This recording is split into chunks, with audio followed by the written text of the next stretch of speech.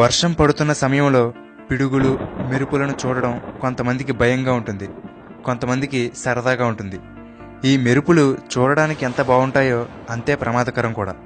మీకు తెలుసా, ప్రపంచవ్యాప్తంగా ప్రతి సంవత్సరం పిడుగుపాటుకు గురై 24,000 మంది చనిపోతున్నారు, 2 లక్షల మందికి పైగా గాయపడుతున్నారు. అసలు పిడుగు అనేది ఎంత ప్రమాదకరమో చెప్పాలంటే, సూర్యుడి ఉపరితలం మీద 5,700 డిగ్రీల సెల్సియస్ ఉష్ణోగ్రత ఉంటుంది.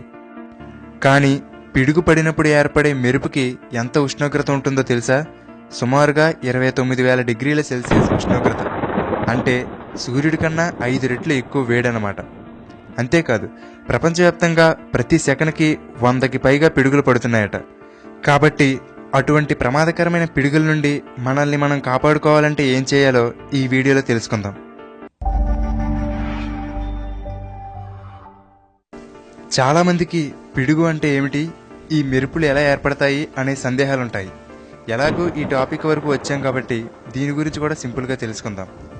మేఘాల వద్ద ఉష్ణోగ్రత చాలా తక్కువగా ఉండడం వల్ల మేఘాల్లోని వర్షపు నీరు చిన్న చిన్న ఐస్ పార్టికల్స్ రూపంలో ఉంటుంది.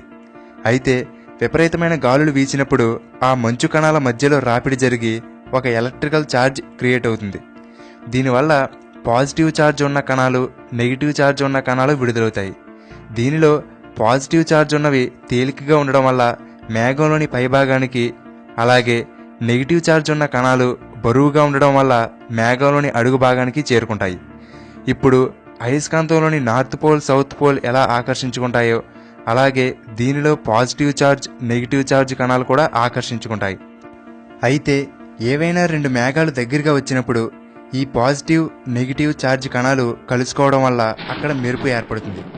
అయితే ఒక్కొక్కసారి మేఘాల అడుగు భాగంలో ఉన్న నెగిటివ్ ఛార్జ్ కణాలు భూమి మీద ఉండే పాజిటివ్ ఛార్జ్ కణాలను అట్రాక్ట్ చేసుకుంటాయి. దానికోసం భూమి మీద ఎత్తైన ప్రదేశం, అది చెట్టైనా కావచ్చు, పర్వతమైనా కావచ్చు, లేదా మనిషి అయినా కావచ్చు, వీటి ద్వారా ఈ బాండింగ్ అనేది జరుగుతుంది. అటువంటప్పుడు అక్కడ ఒక పెద్ద మెరుపు వస్తుంది. దీనిని పిడుగు అంటారు. సరే, పిడుగు మన మీద పడకుండా ఉండాలంటే ఏం చేయాలి? పిడుగు పడుతున్న సమయంలో చేయకూడని పనులేంటో ఇప్పుడు తెలుసుకుందాం. పిడుగులు పడుతున్న సమయంలో ల్యాండ్లైన్ ఫోన్ మాట్లాడకూడదు. ఆ పిడుగు మీ దగ్గరలో ఉన్న టెలిఫోన్ స్తంభాన్ని తాకవచ్చు. దాని ఎనర్జీ మీ బాడీకి కూడా తగులుతుంది. ల్యాండ్లైన్కి బదులు సెల్ ఫోన్ కానీ, కార్డ్లెస్ ఫోన్ కానీ వాడుకోవచ్చు. అది ఇంట్లో ఉన్నప్పుడే. పిడుగులు పడుతున్న సమయంలో టీవీ చూడకూడదు. అసలు ముందుగా మీరు చేయవలసింది స్విచ్ బోర్డు నుండి అన్ని ప్లగ్లు తీసివేయాలి. లేదంటే మీ ఎలక్ట్రిక్ వస్తువులన్నీ డ్యామేజ్ అయ్యే ప్రమాదం ఉంది. పిడుగు పడే సమయంలో షవర్ కింద స్నానం చేయడం, అలాగే ట్యాప్ కింద చేతులు కడుక్కోవడం, గిన్నెలు కడగడం వంటి పనులు చేయకూడదు. ఇంటి కిటికీలు, తలుపుల దగ్గర నిలబడకూడదు. కొంతమంది వాటి దగ్గర నిలబడి పడుతున్న వర్షాన్ని, మెరుపులను చూస్తూ ఉంటారు. ఇది చాలా ప్రమాదకరం. కిటికీలు, తలుపులు మూసివేయాలి. ఒకవేళ మీరు బయట ప్రదేశంలో ఉంటే వెంటనే మీరు ఒక షెల్టర్ని వెతుక్కోవాలి. ఒక్కటి గుర్తుపెట్టుకోండి, ఎట్టి పరిస్థితుల్లోనూ చెట్ల కింద మాత్రం నిలబడవద్దు. అది చిన్న చెట్టైనా, పెద్ద చెట్టైనా.